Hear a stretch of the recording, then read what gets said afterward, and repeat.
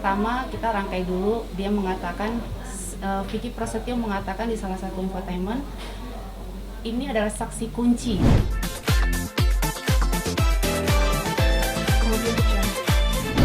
Sore ini saya mau menanggapi kemarin pernyataan dari Vicky Prasetyo dan kuasa hukum mengenai saksi, karena dia menghadirkan saksi yang menurut saya itu sebuah kebohongan. Kenapa? Sebenarnya mereka sah saja mau menghadirkan siapapun untuk membela mereka, tetapi saya harus mengungkap fakta yang sebenarnya. Pertama, kita rangkai dulu. Dia mengatakan, Vicky Prasetyo mengatakan di salah satu infotainment, ini adalah saksi kunci, dia katakan ya, saksi kunci dari sebelum peristiwa kejadian dia jebak dan gerbek saya sampai saksi kunci kejadian yang dia jebak saya.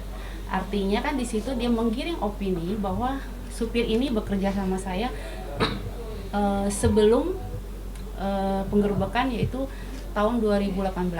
Berarti begitu ya, kan dibawanya ke sana. Tapi sebenarnya bagaimana supir ini bisa mengetahui semuanya, sementara supir ini kerja dengan saya tahun 2020, yaitu Januari lagi. Artinya kan masa jedahnya ini ada 1 tahun lebih bahkan, ya kan? Nah, sekarang saya kembalikan kepada masyarakat dan teman-teman media nih. Apa yang dimaksud saksi kunci ini apa? Dan saya ada buktinya. Bukti saya mentransfer supir gaji pertama di bulan 2019 belum.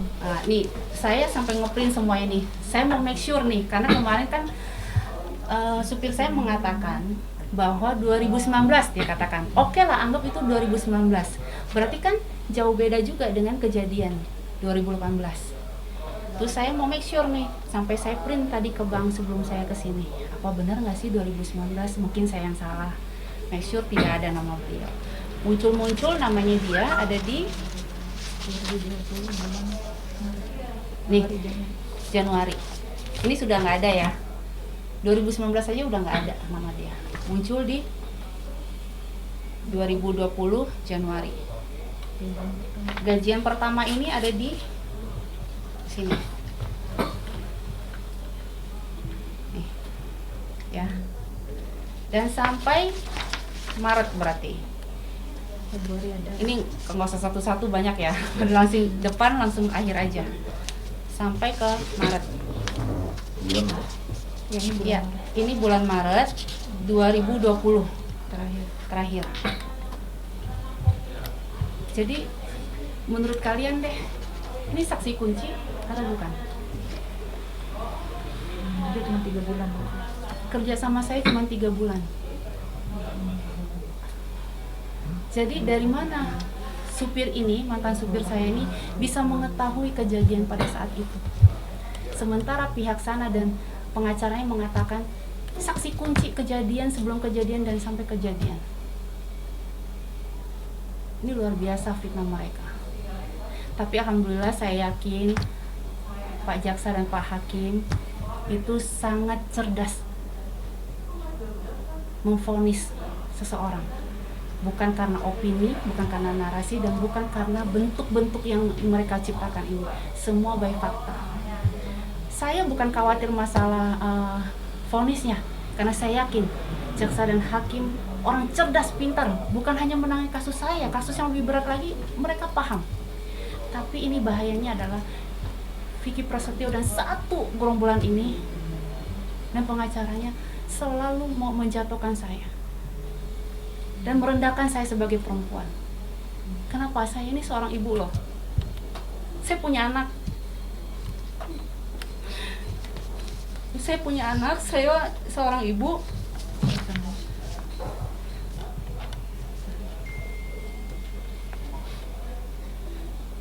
Kalau berita terus ditayangkan dan menjatuhkan saya, mengatakan saya bawa laki-laki keluar masuk di rumah saya, bagaimana perasaan anak saya?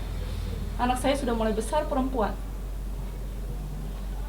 Dari supir aja dia bisa dia bisa merangkai semua cerita ini. Berarti cerita sesungguhnya semuanya itu kan bohong. Dari mana supir bisa tahu kejadian itu?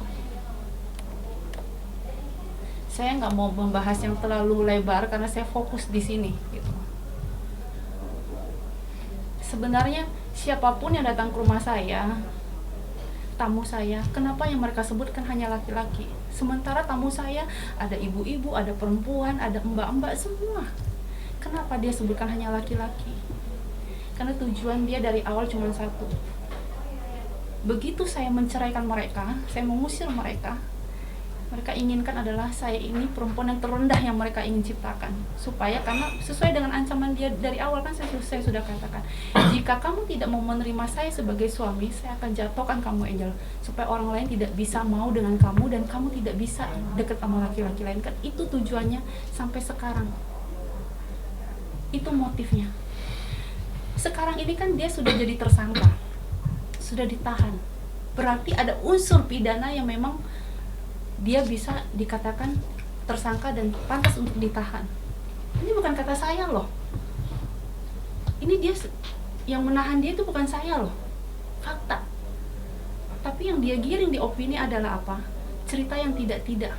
Nggak ada hubungannya dengan yang tamu saya mau datang, mau apa, mau nginep sekalipun. Nggak ada hubungannya dengan ini semua. Apalagi ini bohong semuanya. Terus saya mau luruskan lagi, dia katakan Tovan adalah orang kejaksaan.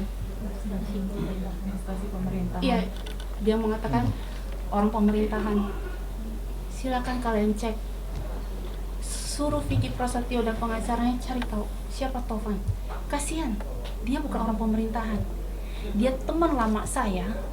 Karena dia tahu kondisi saya, satu keluarga termasuk ibunya sudah sayang dengan saya, datang ke rumah saya. Waktu itu kejadian papa saya juga lagi meninggal. Artinya yang keluar masuk di rumah saya itu banyak banget yang memberikan dukungan terhadap saya, berduka.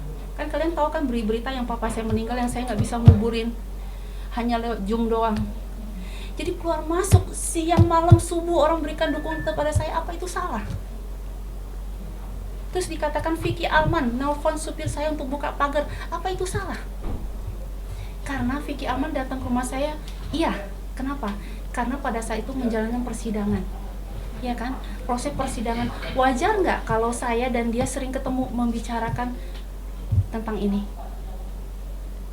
Saya nggak mau bohong, ini kenyataannya. Orang saya ketemu Vicky Alman, ya kita ketemu tapi nggak berdua, dan itu ada pengacara saya di dalam rumah saya. Kenapa supir saya ini diajarin bohong seperti demikian? Harusnya katakan loh, oh iya di dalam ada pengacara, oh iya ini Vicky Alman datang memang tengah malam. Kenapa Vicky Alman datangnya tengah malam? Karena kalian tahu dia lagi syuting juga. Dia punya waktu kalau dia selesai sinetron. Saling mencocokkan. Dan kebetulan lagi masa COVID, saya nggak mungkin ketemu orang di luar, lebih baik di rumah. Dan tutup kan jam-jam 7 malam. Iya kan? Terus apa masalahnya? Gitu. Nah ini juga semalam supir yang kerja dengan saya, jadi semua pekerja saya memang yang mencari adalah staf saya namanya Budi, ya. Nanti juga dia akan menjelaskan bagaimana kronologi, termasuk semalam sudah ketemu dengan mantan supir saya. Saya kaget, miris, begitu tahu faktanya dan dia cerita semuanya, saya kasihan dengan beliau. Kenapa? Dia ini kondisinya prihatin. Saya baru tahu ibunya lagi masuk rumah sakit. Dan Budi ketemu dengan dia itu semalam di rumah sakit, ibunya lagi dirawat di sana. Coba Budi jelaskan bagaimana. Ya, Assalamualaikum warahmatullahi wabarakatuh. Nama saya Budi, saya kerja bareng sama Bujur dari tahun 2008. Untuk yang supir ini itu dikerjakan oleh saya yang mengambil dia karena dia teman saya. Itu sekitar tanggal 9 Januari kalau nggak salah. Saya hire dia untuk kerja bareng Mbak Angel.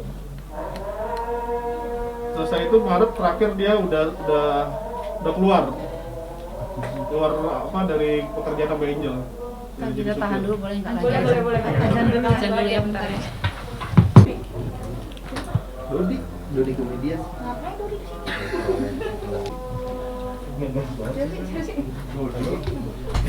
Dodi nggak boleh. Mesti